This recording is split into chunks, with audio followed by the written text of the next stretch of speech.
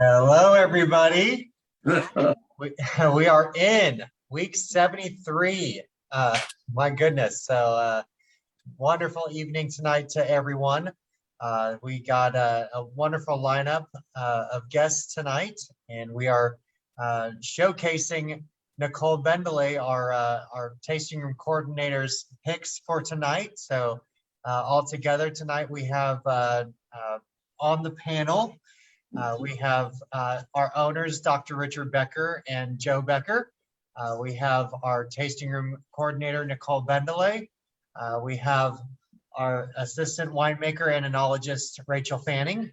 Then we have Kaylin Hall, the master and commander, all the beautiful title that she has there. And then myself, Bobby Totten, our wine club director here at Becker Vineyards. Glad to be with y'all again, sharing some amazing wines with you. Tonight we have our, in order, this is what we're going to do, the 2018 Roussane Reserve. We have the 2019 Claret and the 2018 Petit Syrah Reserve, which is a phenomenal wine. Yeah, tonight we got a great lineup. Have your glasses ready. We're going to start with our 2018 Roussane, and I'd like to hand it over to Dr. Richard Becker and Joe. And if you have a couple words, gentlemen, we'd love to hear from y'all. Sure. So we've been doing this now for 73 weeks. I know it, and it still is an absolute wonderful experience. I look forward to every week. You know, I think selfishly, I feel that I just love spending time with Kaylin and Bobby and Rachel and Nicole and Dad and Margaret. Every week, it's become just an absolute wonderful moment to spend drinking, sharing wine with people that I really enjoy, especially in light of what's going on in the world around us. We're not quite there yet. We're all wearing masks. I have to say that I always admire the teachers and the educational professionals who are, taking care of our children, teaching our children. My boys are back playing sports, so I appreciate coaches, and feels like we've got a little bit of normalcy, but it's still a long ways to go. So with that said, I still love these moments, this hour every week. To me, I feel it's getting to be with people and thank them for what they've done for helping us make our wine, helping us at the winery. So a cheers to you all, and a cheers to everyone out there. Hats off to more than hats, our hearts out to all the people fighting this battle. And yes, sir. Maybe in another 3 or 4 months, we're going to get away from this really in a really strong way. We're just in the 4th wave right now, and it's still dangerous. So anyway, welcome, and Rachel, thank you for making this wine, and Nicole, thank you for selling it, and Bobby, thank you for taking such good care of all of our customers and friends, and Yes, sir. Kaylin, thank you for being in charge of everything. So this is So I will say one more thing, that this is Nicole's picks this week. So for most people may be aware, but Nicole has been with us for a little over 25 years. Probably one of our very first employees.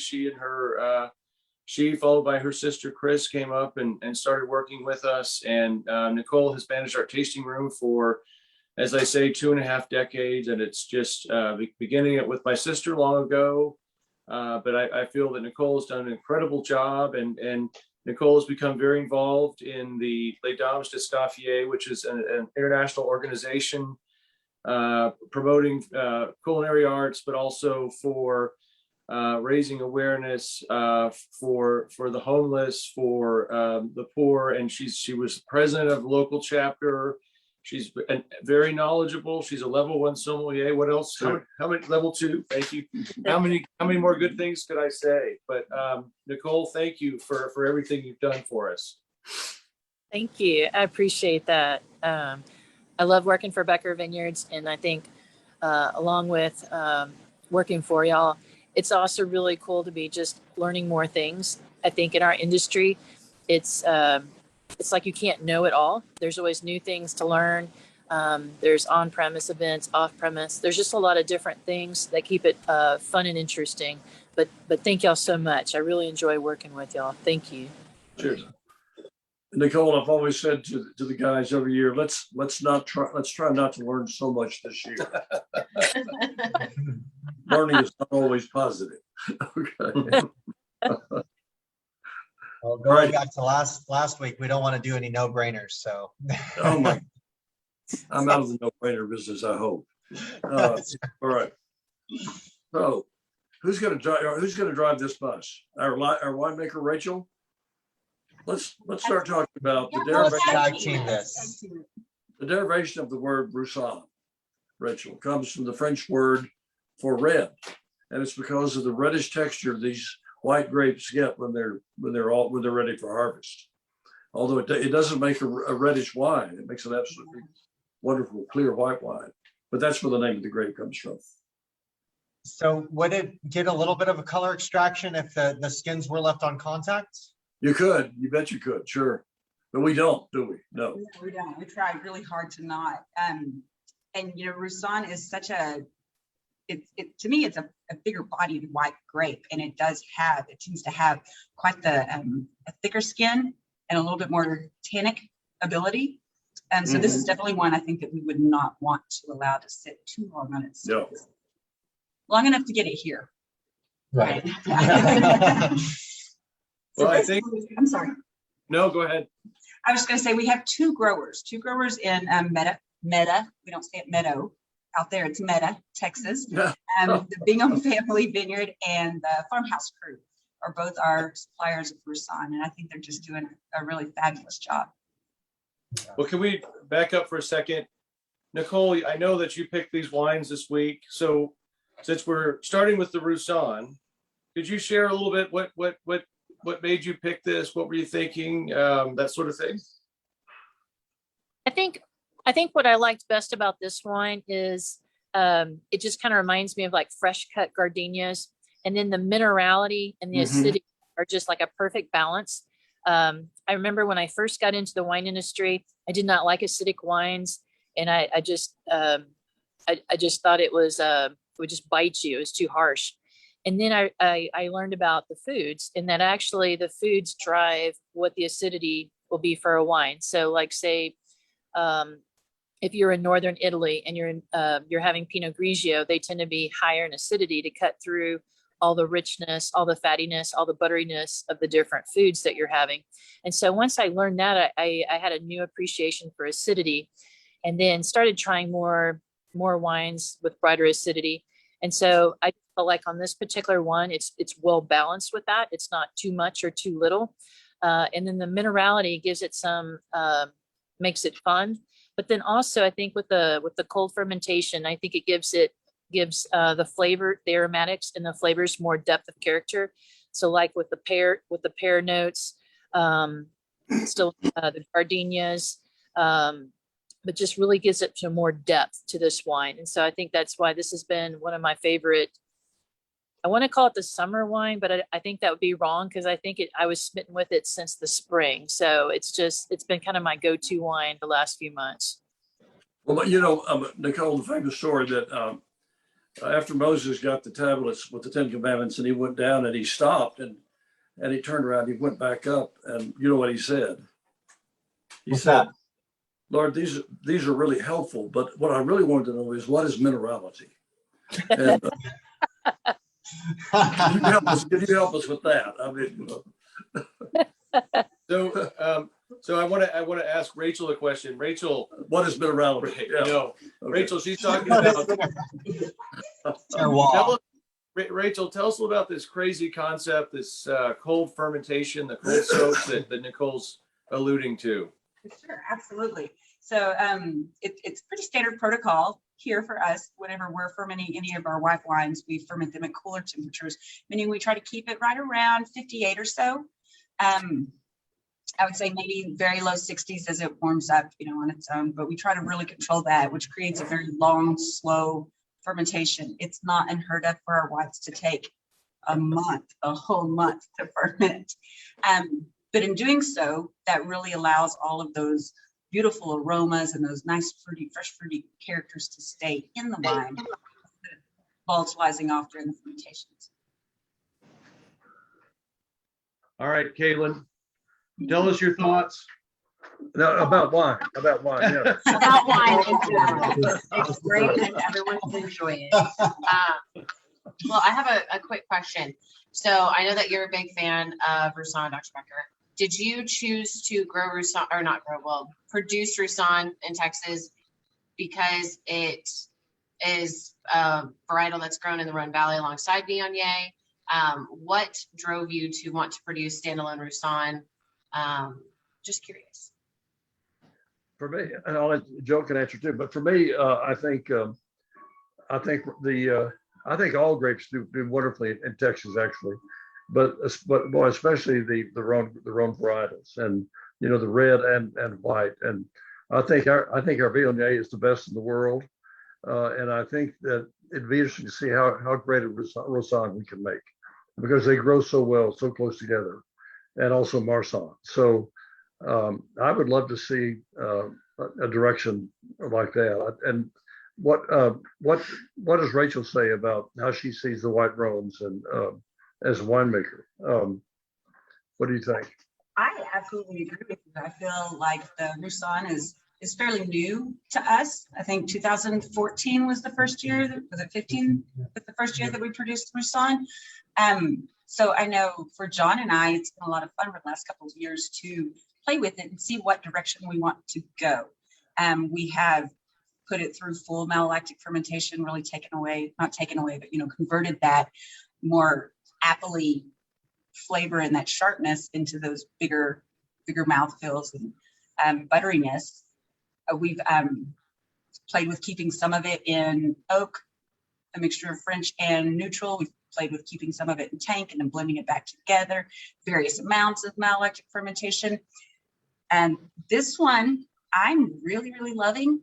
And I'm a little bit surprised that there's no oak on it at all. And it went through just a tiny little bit of malolactic fermentation. I think that probably 2/3 of the malic acid is still retained in the wine, and it's 100% tank, ferment, and age. And I think I absolutely love it. I love that it's retained those bright citrusy notes and that sharpness with that yellow appleness to it. Right. Yeah. What do you think, Nicole? I agree with that. I also like, it also has a little bit of a honeyed peach characteristic on the palate. And sometimes you have aromatics and then you have palates that are the same. And then sometimes your aromatics and then your palate are different, which there's nothing wrong with that, but it's just kind of interesting. But it has kind of a fun honeyed peach on it.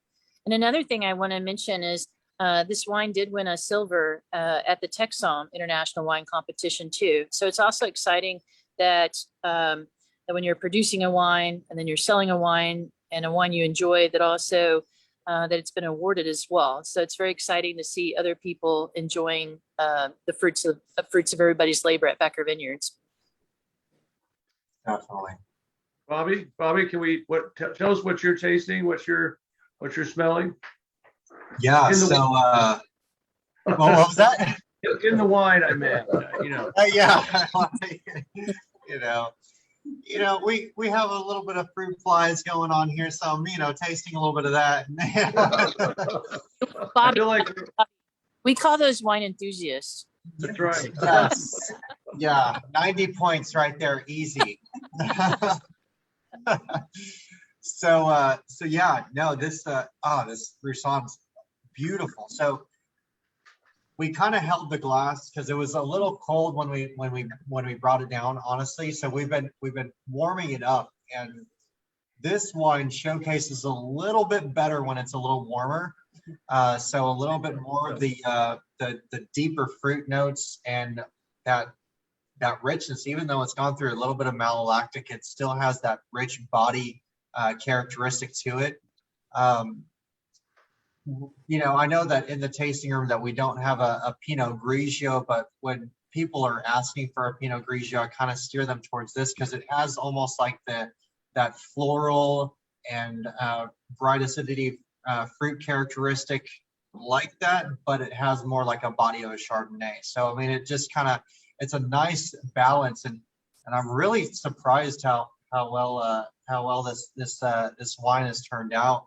But yeah, that appley characteristic, the minerality, as we've talked about, I'm still learning about minerality and the terroir.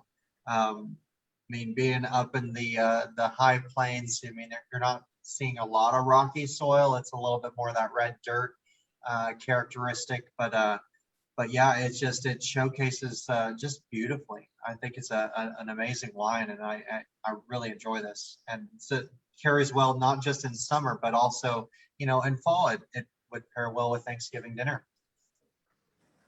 Hey, Rachel, I know that you're, went to school up at Lubbock.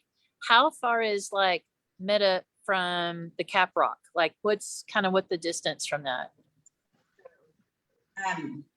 That's actually a really good question. I would say probably maybe 45, 50 miles, no more than 60, depending on, like exactly where you are, which part of it. But yeah, it's right out there, right on top of the mesa, the big tabletop. Thank you. Doc, I did want to go back to a little bit of what you were saying, asking me earlier about what I thought bringing Roussane in with the Rhone varietals.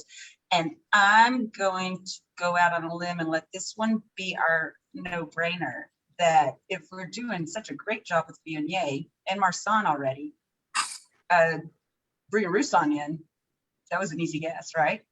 I Why thought so, wouldn't it go yeah. well? Everything else is doing so well. And I love this wine.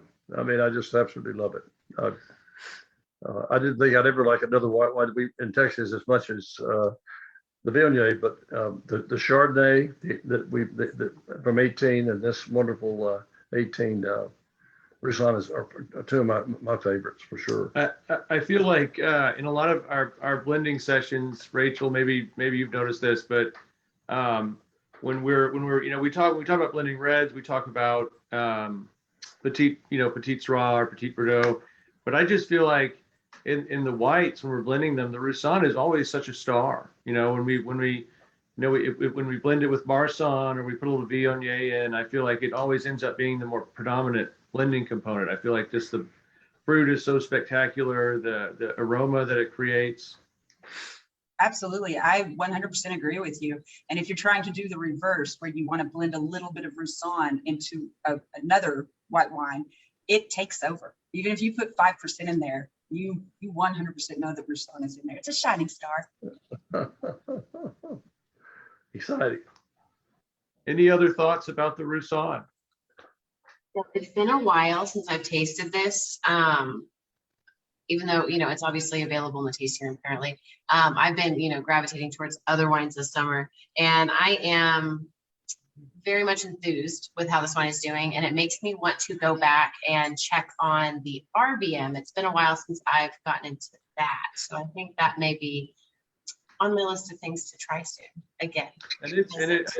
And I agree, Kaylin. It has. I feel like the RBM continues to evolve in the bottle. We tasted it on here a few weeks ago, and it, compared to a year ago, I think it's really starting to brighten. I agree. I thought it was just absolutely beautiful. I'm gonna have to go locate some. There, you can find them at any of your local HEBs. There we go. Shall we move on to our next wine? Let's do it. Let's do that. Absolutely. Well, I just want to say that I see that Sander Adriaans from the Netherlands is watching, and I don't know if Sander has a night job, but I'm delighted that he's here and likes our wine. The winery did a wine tour, I guess 2 years ago that began in that part of the world, and went through the Netherlands, up the Rhine, all the way to Switzerland. And it's a wonderful people, wonderful place to be. But anyway, Sander, thanks for the note. And really quickly, before we go on to the next wine, we did have a question on Facebook. Is this 100% Roussane? This one is 100%. I try to pinpoint this whenever we get to do this because I feel like it's not often that as winemakers we get to find a wine that on its own, all by itself, has no holes in the palate, that's not missing anything. It doesn't need a blender, doesn't need something else to, highlight or redefine. So I get really, really excited when we have a wine that's 100% its own compound. Our 15 Dolcetto was one of those. Our last three, or I guess our current three reserve Chardonnays, the 17, 18, and the 19, that's all already in bottle. Those are all 100% Chardonnays from those vineyards. The Roussane is 100% Viognier, and I have to look up the blend real quick because it is from the two growers. It is. That Roussane. Yes. Yeah. Yes. Yeah. Yeah. We've been doing grape stuff today. Lots of Bringing great in stuff. lots of- Understood. I just say things. It's fine. So 93% farmhouse and 7% from the Beagle family vineyards. Well, it's so fun with these straight varietals that they showcase a lot of layers to them as well. So even though they're not blended, they still have a lot of layers and characteristics that they showcase. So I think it's beautiful. So the question always comes up, Nichole, how did you get the beeswax and the herbal tea and the lime zest and the pear notes in this? Do you add those one at a time, or how do you? I do. I actually smash those when I'm smashing the grapes in the bin with my feet with the bananas. I like to put it all in there at once. It has the bandana on, the whole Lucy outfit. Anyway, so I love it. It's one of my very favorite ones. Yeah. All right. The first time somebody asked me how I got the bananas into the wine and asked if I stomped them into the grapes. I'm like, that's disgusting. No, you don't have bananas in your, no. I'm gonna do it now. No, you got my 7-year-old and my 4-year-old just to start throwing them, just slinging it. There you go. Perfect. We need some directors sometimes. Yeah. All right, so what's next, Bob? We are on the 19 Claret, right? We.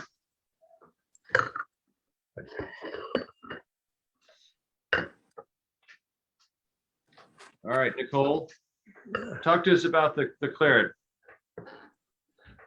I remember when y'all first opened up to the public, the first 2 years you had the Cabernet Franc, and there was always guests asking oh, is this a new varietal? What is this? Where did it come from? And Cabernet Franc actually being a very old varietal and been around for a long time. So it was interesting having a lot of people asking questions on that. And then I remember making a switch to the Claret, which making it using all the Bordeaux varietals in one wine: Cabernet Franc, Cabernet Sauvignon, Merlot, Petit Verdot, and Malbec. But it was interesting. You had about the same amount of people that were asking questions about Claret. Where did that come from? What is it? How did that come about? But I think it's been one of my favorites because I like how you take your glass, you do a gentle swirl, you take a sniff, wait a few minutes, do it again, take another sniff, and then taste the wine. And then it's like you're peeling through all these layers, and it's fun to see that these different grape varietals add so much to the wine. For lack of a better term, they're all friends. They help each other out. Right. And the Cabernet Sauvignon has a lot of raspberry notes. Right now, I feel like this vintage has ripe raspberries. I think there's also some currants.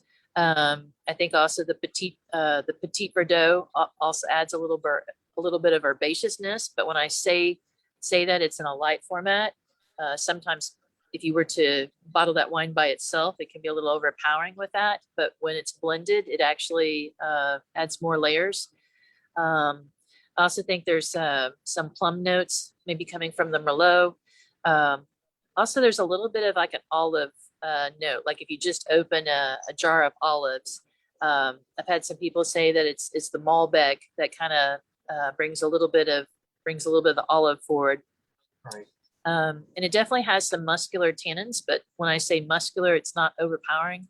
And there's also some vanilla on the finish, just kind of like a faint vanilla. But I think a very, I love the aromatics on it, and then I also love the flavor profile on it as well, and also like the flexibility of what you can pair it with too. So there's this just Right. Where do we go from there? Well done, Nikki. so just as an aside, there's this interesting Jody Castle person who's watching, saying that that Meadow is about 40 miles from the Llano Escarpment. I was pretty close. Meadow. Oh, Close. being a geologist and all that stuff, I mean, yeah. So I think I know I asked Dad about this last week, but you know, the Claret, I agree with Nicole. You know, originally it was, you know, it's been traditionally a blend of the 5 primary Bordeaux grapes. So I have to ask, Rachel, what's been your experience with the Claret? Tell us about the blending notes and so forth. First thing that I think of, the Claret is always a home run for us. I mean, just always. And we can put that blend together in various percentages. But it's always a winner. And I love how everybody loves it from year to year to year. That just makes me really excited. Nicole, I think you touched on this. Maybe I wasn't listening so super well. What year was the first release of the Claret? Do you remember? I think it was 1998 is when we started that. I knew, because we get to use the term Claret, right? We've been grandfathered into that phrase, so we will always produce it, just so we could always get to use that term. That's really, I think that's super special. I love that. Going back to why I love the Claret and the blending notes on it. You know, when you get to stick with those 5 Bordeaux varietals, and it's not a deterrent to have to use only those 5. Whenever you get to use those 5 and you get to play with them in their different respective percentages, that's a lot of fun. It gives you a lot of leeway on being able to make a really fun wine. And also, I'm sorry, go ahead, Nicole. No. I guess adding on to that, I love how that you're not doing a cookie cutter approach, the exact percentages each year. And I love that you like the fruit to speak for itself. So, you know, like on this particular vintage, the lead grape is Cabernet Sauvignon, but sometimes it might be Cabernet Franc, or sometimes it might be Merlot. So I love that y'all let the fruit speak for itself, and don't try to imitate it 100% the year before. I think this one is really different from previous years. To me, it's so much lighter in body, and it has much more of that raspberry and lighter, brighter red fruits to it than the bigger, darker notes.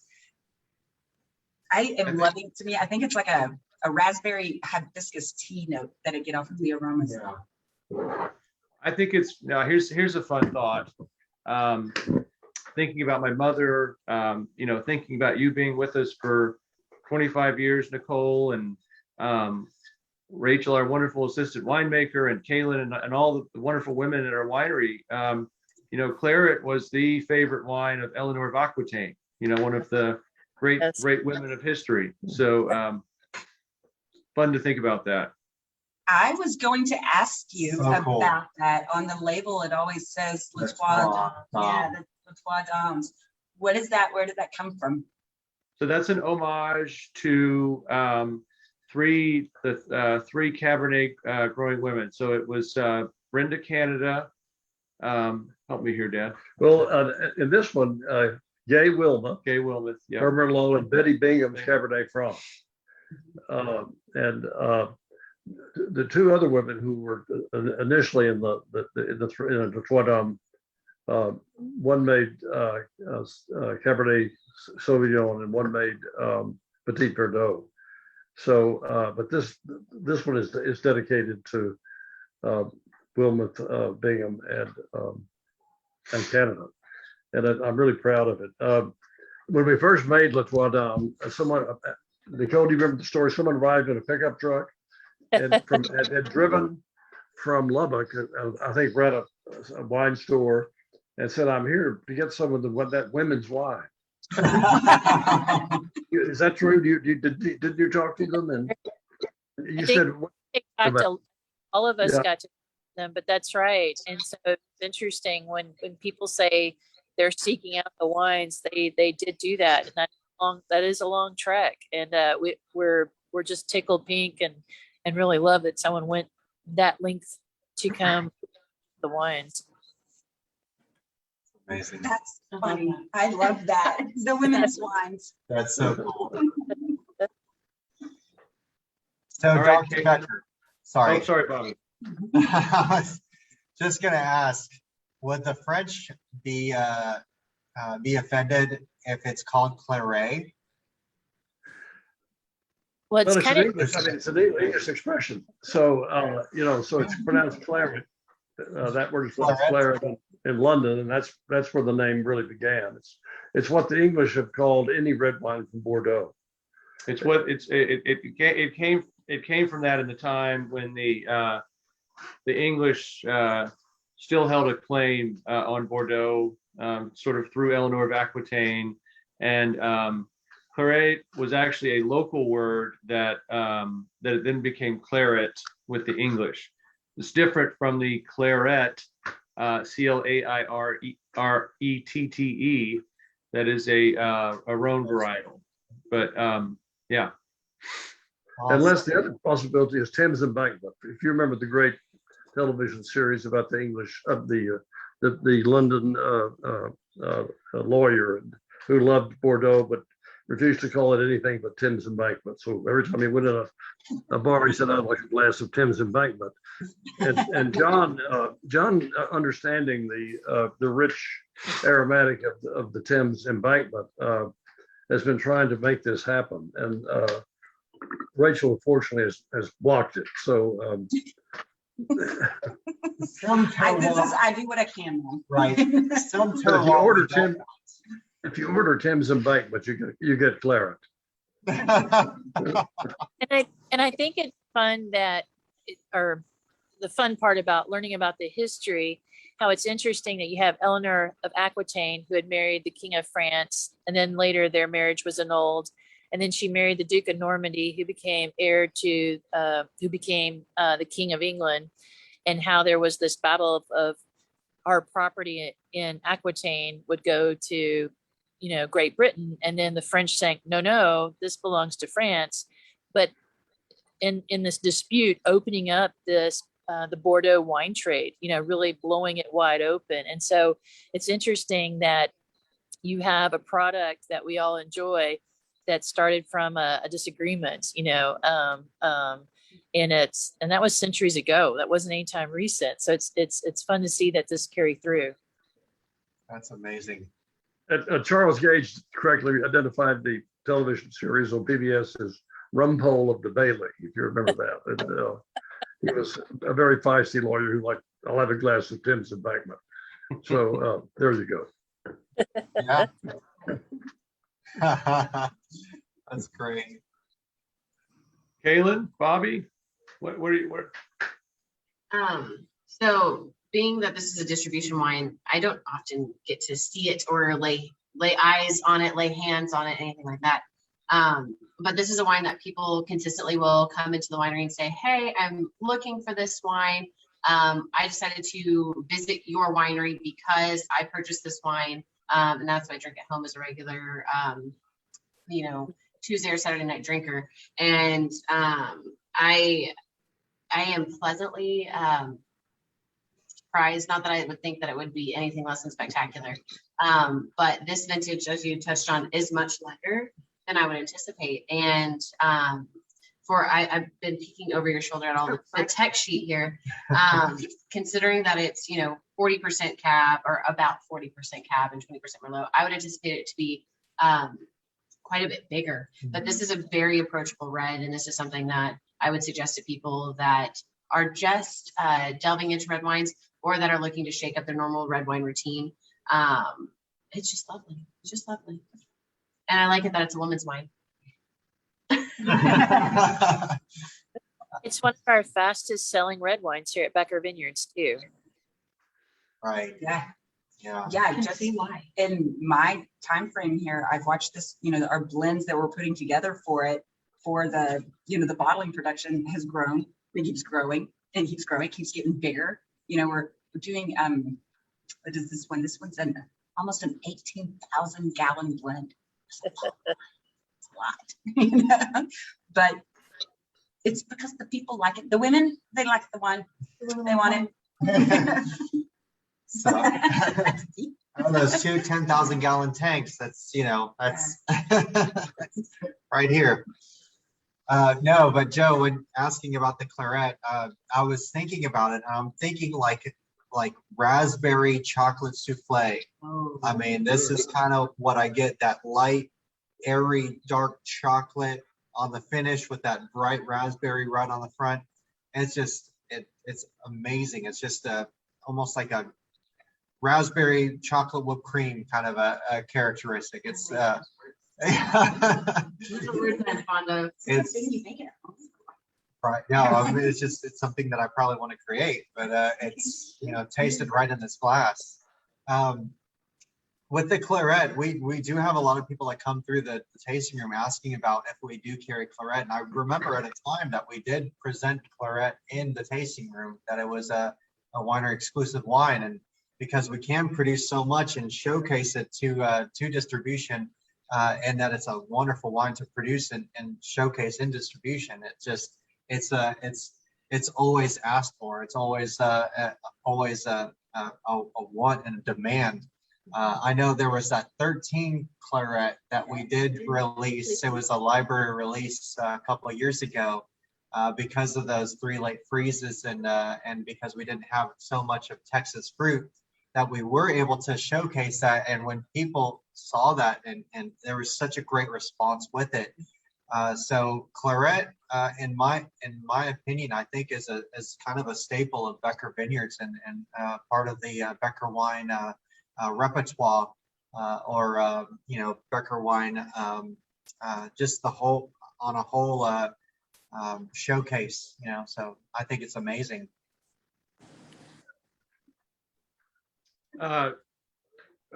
Just there's a crazy Irish person commenting on asking if you can really grow wine grapes in Texas. So Anybody want to speculate on that? Yeah. Ask him how much Jameson has he had so far. You read my mind, Bobby. What county in Ireland is he from? It's not Cork. Sure, yeah. Hey, Anything else on the Claret? Claret. Should we move on to the? Thing. And I was thinking about this earlier today, and I wanted to remind myself to remember to say this. The last several days, John and I have actually been out in West Texas looking at some of the vineyards and some of the grapes that are coming up next. We actually brought in 2 new lots of Viognier that we have just recently acquired from the Salado Vineyard. I think it's Salado Vineyard out in Seagraves, as well as Ty Wilmuth. And his vineyard is Diamante Doble Dos, but for the first time getting to purchase and utilize some of their beautiful Viognier. So all that being said, while we were out there, John and I went to a steakhouse, a Sirah Steakhouse in Lubbock, and it was absolutely fabulous. It was lovely. Well, they happened to have our 2018 Claret there on their menu, and so we had that with our dinner, our main entree. I had their Chilean sea bass, and it was so lovely. It was so pretty. I was so thankful to see our wines up there.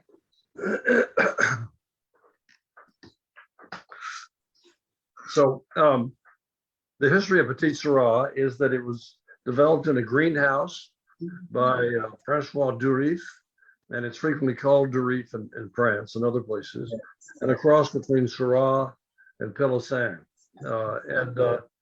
and a nice job. and it's done beautifully in our vineyard. I think some of it's planted on a section of Henley sand, which has produced some of our best wine over the years. There was a great planting of Chardonnay there once. There was a great planting of Viognier, and now this Petit Syrah. So this is a great choice, Nicole. Tell us why you like it. It kind of reminds me of like a little guy with big muscles. It's I mean, as we know in the wine industry, that wine grapes are small grapes to begin with, but on the Petit Syrah, they're even smaller. And so that ratio of skin to juice contact, there's going to be less juice, more skin. So it has a tendency to have more tannins. And I know with the barrel aging, we've kind of softened up the tannins a little bit, but of course we do want tannins for good structure, which is important, and longevity for the wine. But I also like that it still has a fun depth. There's some cocoa notes. So when you just give a gentle swirl to your glass, you smell has a little bit of cocoa. And then there's also a little bit of, it reminds me of when I was in Santa Fe and having the biscochito cookies that have the anise, that star anise. It has a little bit of that note to it. There's lots of dark fruit notes, like boysenberry, blackberries, currants. There's kind of well, I would say as a varietal, Petit Syrah always has an intensity to me, but I don't feel like it's threatening on the palate. I think it's delicious. I think it's wonderful, but there's this fun kind of intensity about it that has always been kind of one of my favorites, one of my favorite wines. I would absolutely agree with your statement on that. Petit Syrah, and to me, Petit Verdot also, very tiny little grapes, lots of power. Lots standing behind them, and they can get kind of brassy and kind of take over wine a little bit, maybe like a little like Roussane, maybe. But I absolutely love Texas Petit Syrah and Texas Petit Verdot. I think they are so much more subtle and so sensual, just elegant and lovely and softer than some of our counterparts. And I'm so very impressed with our estate Syrah and how well, the estate Petit Syrah and how well it performs year after year after year. Me too, boy. So Yeah. Rachel, what is it that you feel? Petit Syrah has also been such a wonderful blending grape for us. What do you think? What is the characteristic, or what do you think that Petit Syrah has that we use that so much for? It just has such depth. And like Nicole was saying, it has so much depth and so much flavor and so much structure that it just takes a tiny, tiny percent, maybe 2.5, 5 to really elevate a wine and maybe give it a little bit more oomph and fill in some of those holes. We always talk about tasting and numbering our palate 1 through 6. And, maybe it fills in a little place where the dominant grape is maybe hiding. And Rachel, we just harvested the Petit Syrah from our front vineyard on Monday or Tuesday. And how did the grapes look? What was the taste or the chemistry like? They are beautiful. I mean, given the year, and it's been a hard year, got a little bit of rain. We will never complain in Texas whenever we get rain. But I think we've had our share. It's mark this one down in the books as a different kind of a challenge for us. We don't know what to do when there's so much rain and cool weather. It's when we have to go to our friends on the other side of the continent and ask. But this year, the Petit Syrah is just beautiful. I mean, it really came in lovely. I think the bricks on it were about 20, almost 25 and a half, maybe 25.2 or 3, which is nice. This long, cool growing season has allowed those sugars to slowly accumulate and the phenolics and the tannins to catch up. Yes, sir. I'm sorry. I know John plans to put this in plastic barrels. And do you have any thoughts about that, Rachel? Yeah, I got your back. We're not going to do that. We care about this. We do. We didn't get a whole lot off of it, but what we got was really nice. I heard a little rumor saying that we had to drop the bricks level for a second because it ripened like pretty quick, right? I mean, At the very end, this last week or so, that the rain has let up a little bit, and the temperatures have. Guys, I don't think we've hit 100 degrees. we haven't. Okay. No. Anybody remember a life in Texas where you haven't hit 100 degrees in that whole summer? It's August 25th. The end of August. Ridiculous. Yeah, so this last 2 weeks or so that the temperatures have increased a little bit to the high 90s, allowed those grapes the sugars to accumulate a little bit quicker. Right. Yeah, we're having to watch them. So I know we didn't just harvest the ones up in front, but we also harvested the wine club member block Petit Syrah. And when we did the hands-on harvest, those clusters looked so beautiful. So we are very excited to see those a part of the whole mix. It's kind of like runway grapes, they're doing the cap. They're beautiful. It's funny. I was thinking about you saying that they're very, very tiny little grapes, but they're huge, ginormous clusters. Huge. You're right. You're so right. Packs so much flavor. Now, also on this vintage, Rachel, is it also there's a little bit of Drew Talent's vineyard, his Petit Syrah in this as well? There is, ma'am.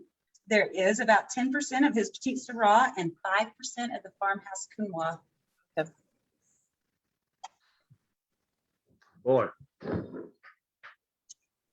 So I ask of you, do you detect the Counois? What do you perceive out of that? me? Or yes, Absolutely. I If do. you have an opinion, please. Yes. The Counois is like elixir of strawberry. I mean, it was just incredible. When you add anything you add that to, is going to be better. It's something, just the fruit and the aromatic is going to just pop up. So that's what I get. Yeah. I think I feel like if I had to guess, I think or what I perceive is that it gives a nice balance to the Petit Syrah. I think it evens it out a little bit. It gives a very nice, smooth, round mid palate. And, the tannins on this, typically I feel like Petit Syrah can be a little harsh, but I feel like the tannins are smooth and mellow. And I think the Counois contributes to that. Yeah, I think that I get a lot of chocolate from Petit Syrah, and Counois is adding a little strawberry note, which is, I think, a lovely addition. I agree with that. Kind of remember when Nick Seaton was planting those grapes and how there were people picking on him for doing it. And I think it was fun when it started winning awards that people were like, one of the quotes was, "Shut the front door." But I think, he was looking at what would grow well and what would perform well and what people would enjoy. So I definitely think he was a visionary in that. I enjoy the varietal. I'll admit that I haven't had as much experience of having it as wine, but it is one that I do think is delicious. And I also think there's a little bit, along with the grapefruit notes, the strawberry notes, I think there's also a little bit of a slight earthiness that kind of rounds it out as well. Yeah, absolutely. And I've told the story. If we're in week 70 something, I probably told it in week 32 or something, that we had to hire a new winemaker about 15 years ago, and a French winemaker applied, and he drove in, he saw Petit Syrah, beautiful signs. I think actually Nicole was responsible for, and the first thing he said was, "I can tell you, if you hire me, the first thing I'm going to do is pull out all the Petit Syrah because you cannot make wine out of Petit Syrah." And that's like John Leahy saying, you cannot make wine out of Dolcetto grapes. And so we need to get these two guys together and blend Dolcetto and Petit Syrah, and we'll be home. And John also doesn't like to make wine in French oak. That's right. No. No, he doesn't. No, He does. I have to fight him. plastic barrels, right? Yeah. Plastic barrels, which is trademark.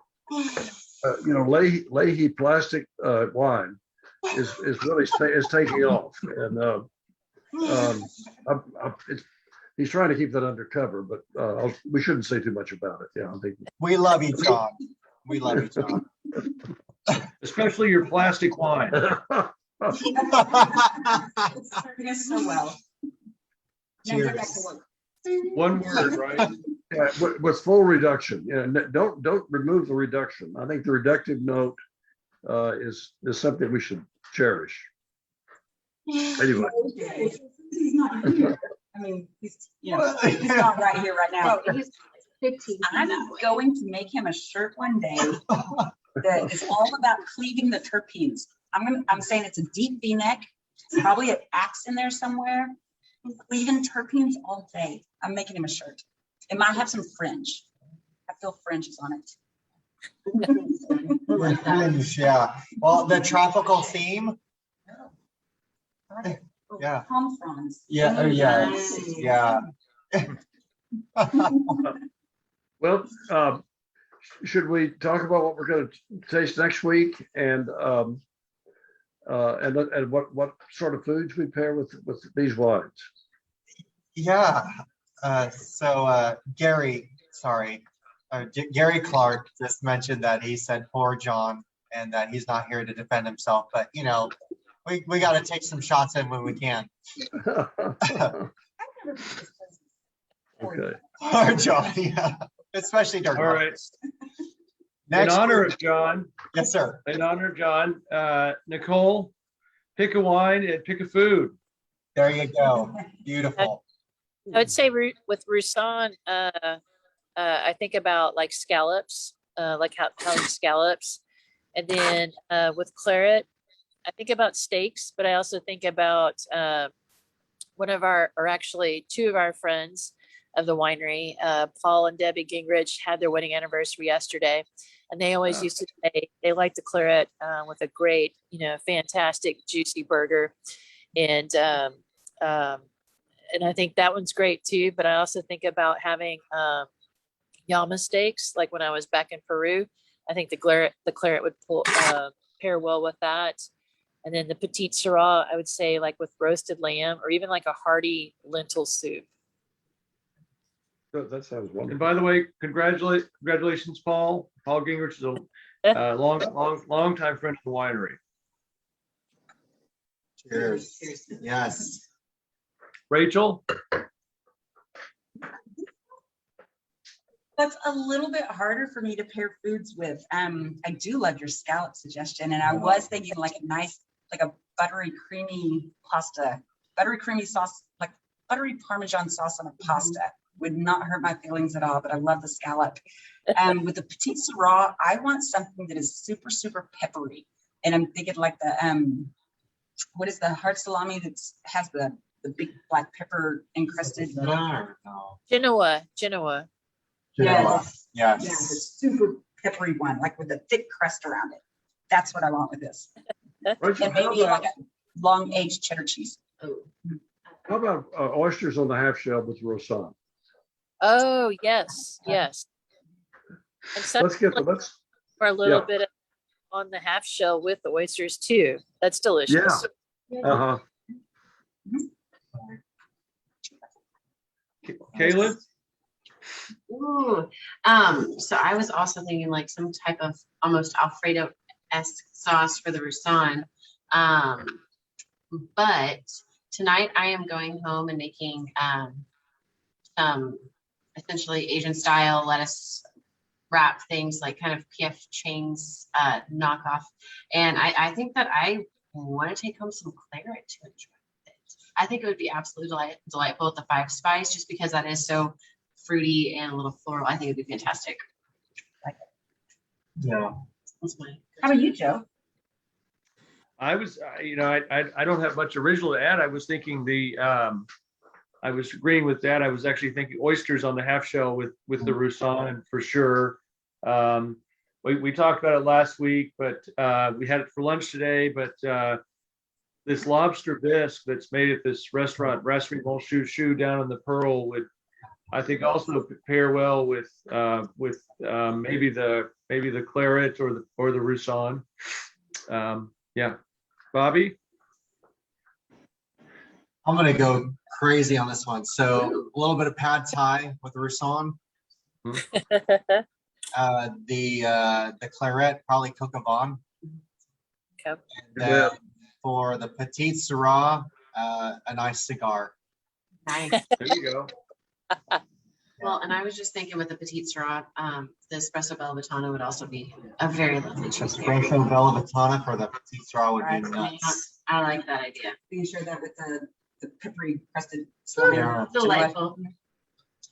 So, So Joe, since you mentioned the, how you say, brasserie Monchouchou, Moshushu? Yes. we have not stopped talking about it and looking it up. We're so excited. Yes. We Let hear me you know. know that. So excited. It's my new favorite place. And I think, gosh, how about chicken mole with the Petit Syrah? How Oh, about oysters cooked on the grill with the Roussane? And with the Cabernet, I like the Coq au vin. I think it would be just fab. Well, wonderful. and We'll so plan a date. what are our wines of next week, Bobby? Yes, sir. So next week it will be your brother's choices. So we have Robert Becker's picks for next week. We have our 2017 Counois. We have the 2014 Cheval Noir. And then Wow, we have a 2014 Malbec Reserve. Wonderful. That I is don't think I nice. can We afford have these. not- Sounds good, though. Great. Well, thank you so much, troops. And Really, guys. Yes, you sir. know, someone I just said, and it was Yvonne Aldana Garcia. She said, "Speaking of week 72, how long do you plan to keep doing this? It wouldn't hurt my feelings if you continue indefinitely." And I just have to say that as what Joe said at the beginning, that I love these moments to sit down with you all, and it seems like we were usually together. There's so much going on around us that it's hard to concentrate. But this is a treat to share the taste and appreciation of what this team has done for me. So I'm willing to go to week 73. And I think we can make one more week.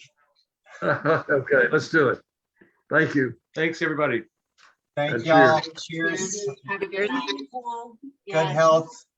Good wine.